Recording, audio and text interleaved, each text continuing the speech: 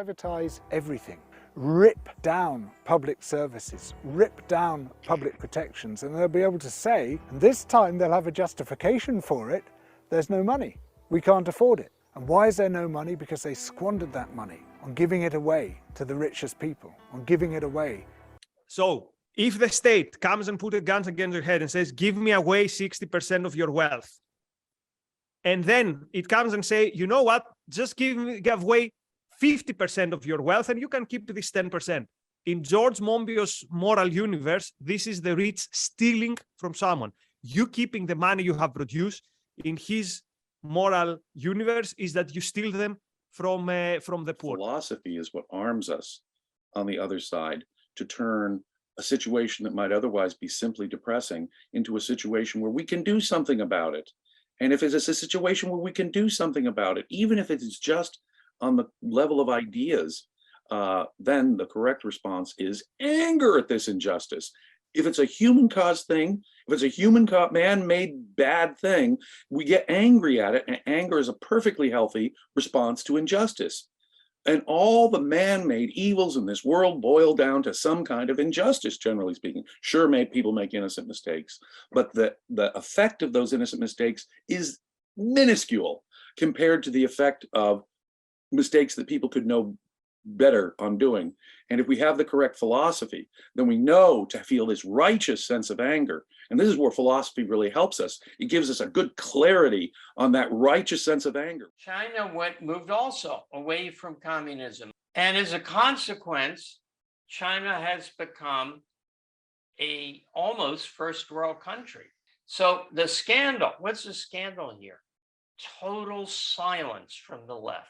It's not like you've ever read in the article, boy, isn't it great how India has progressed over the, I mean, more people have been lifted out of abject starvation level poverty than ever in a quicker time than has ever happened in history. No, they won't tell you that. They don't want to look at that because the reason is clear. It's because they move towards a market economy. And the socialists aren't concerned with human well-being. They're concerned, no, I know you're thinking power. No, they're not concerned with power.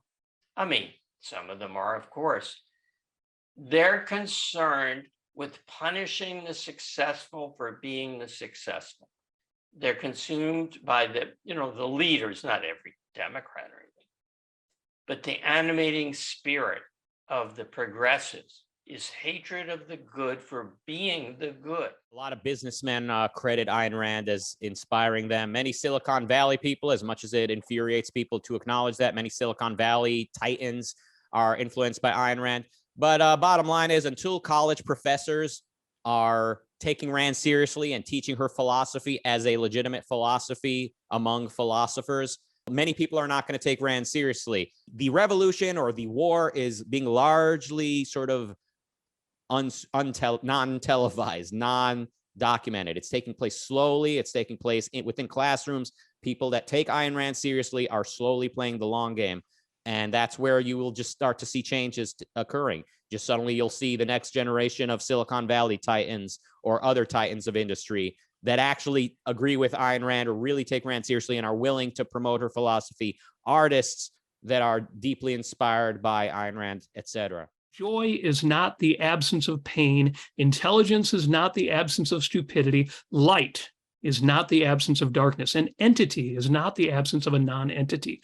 Building is not done by abstaining from demolition. Centuries of sitting and waiting in such abstinence will not raise one single girder for you to abstain from demolishing. I know we read that in Atlas Shrugged and thought, ooh, that says something about politics. No, it doesn't. Or rather, it says something much broader than about politics. So if values, love, has primacy, well, how much should you focus on threats to your values? Well, there's no percentage. There's no number that anyone can determine for you. But I do believe that you should decide, and in advance, what your balance will be, and then live that balance intentionally.